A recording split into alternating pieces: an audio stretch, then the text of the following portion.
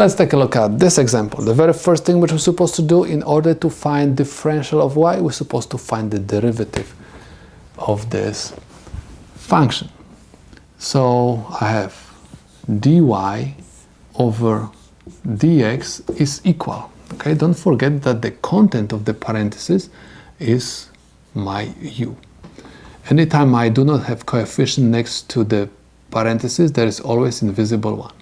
So I'm going to use this formula to find the derivative of this function. So my constant is equal 1. I'm not going to write it, so I'm going to start with n, which is what? 5.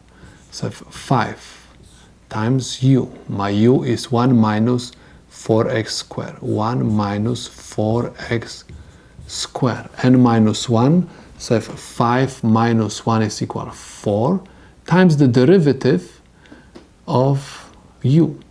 Derivative of u, so I have derivative of 1 is 0, so I'm not going to write it. Derivative of negative 4x squared is equal negative, let me do some extra steps, negative 4 times the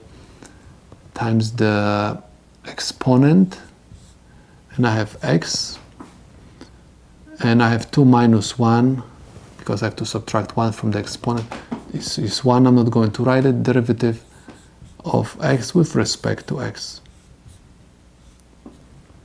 Okay, so I have dy over dx is equal 1 minus 4x squared to the 4th power times negative 8x.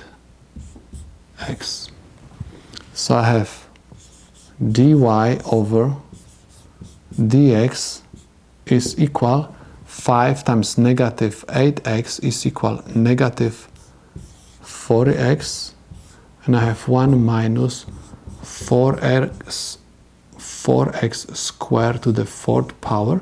And in order to find differential of y, I'm supposed to multiply both sides of my equation by dx.